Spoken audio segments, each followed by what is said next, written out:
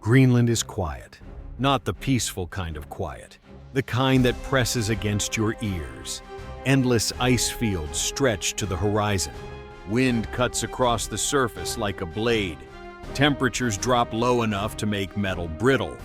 For decades, Greenland has existed on the edge of global attention. Strategically important, politically sensitive, militarily underestimated. Beneath the ice lies something far more valuable than snow and rock. Position. The Arctic is changing. Ice is retreating. New shipping routes are opening. Satellites, radar arrays, and early warning systems now matter more here than anywhere else on Earth. The United States has been present for years, quietly, technically, officially as an ally. Thule Air Base, renamed, modernized, expanded, acts as a silent eye pointed north. Missile detection, space surveillance, early warning against threats crossing the polar region. NATO flags fly nearby. Danish authority still exists on paper. Joint exercises rotate through the region. Everything appears stable until it doesn't. It begins with a routine operation. An American logistics aircraft lands unexpectedly at a remote airstrip. No announcement, no press release, just cargo unloaded in the dark. Satellite analysts in Europe notice the change. Heat signatures. Equipment shapes that don't match the exercise manifest. Questions are asked. The answers are delayed. A second landing follows, then a third. Construction begins, not openly but efficiently. Temporary shelters, power systems, communications relays.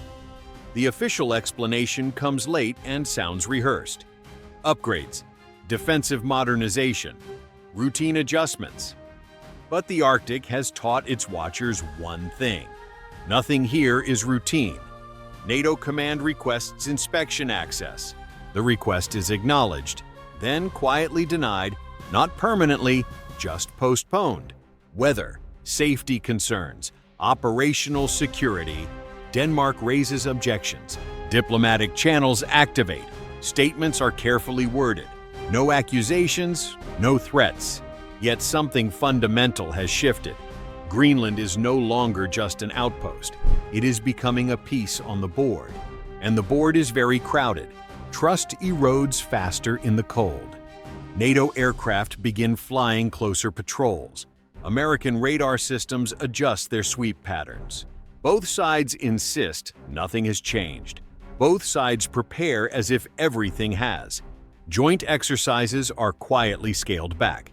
Command briefings grow shorter. Rules of engagement become more specific.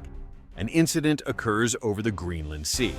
A NATO surveillance plane reports being locked by an American radar. No missile follows. No warning is issued. But the message is clear. Someone crossed an invisible line.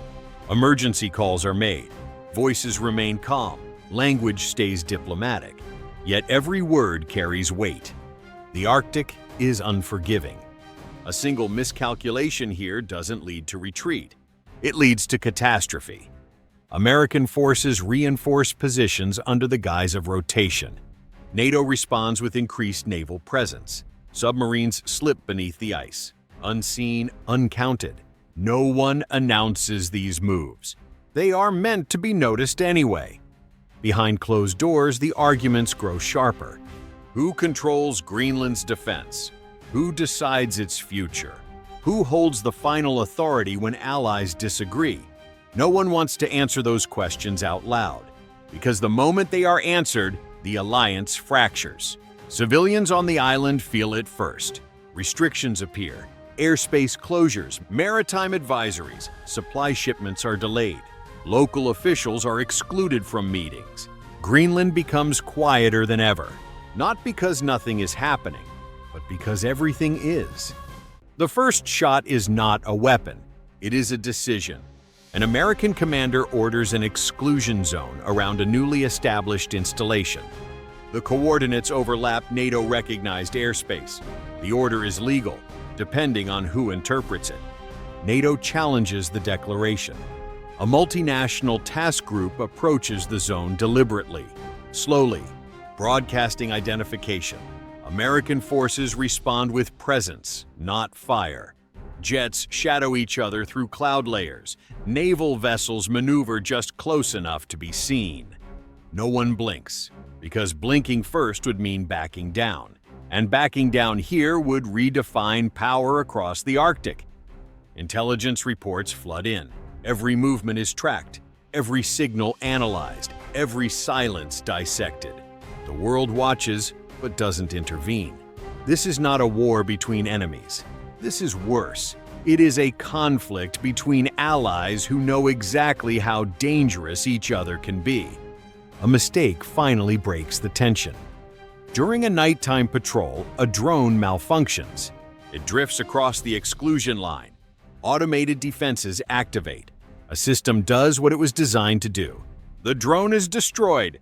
No lives are lost, but the illusion shatters. Public acknowledgement becomes unavoidable. Markets react. Media explodes. Political leaders scramble for control of a narrative that is already spiraling. The Arctic wind keeps blowing, unimpressed by human arguments. No declaration follows. Instead, everything freezes. Negotiations stall.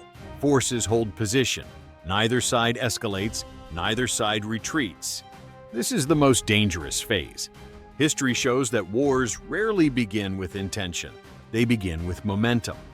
Military planners on both sides understand the truth. If open conflict starts here, it cannot be contained. The Arctic is connected to everything: early warning systems, nuclear deterrence, global trade routes. A firefight on the ice could echo across continents. Quiet back-channel talks finally reopen, not between governments, but between commanders. Men and women who understand the cost of miscalculation. Concessions are made without announcements. Zones are adjusted. Assets are repositioned. Slowly, deliberately, the tension unwinds. No one claims victory, because victory was never the goal. Survival was. Greenland endures. The ice does not care who argued. The wind does not remember threats. Bases remain. Alliances remain, changed but intact. Trust does not fully recover. It never does.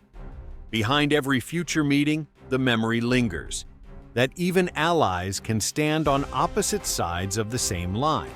That power is not only measured in weapons, but in restraint. The Arctic returns to silence, but it is no longer innocent, because now the world knows the most dangerous wars are the ones no one meant to fight, and Greenland is still there, waiting.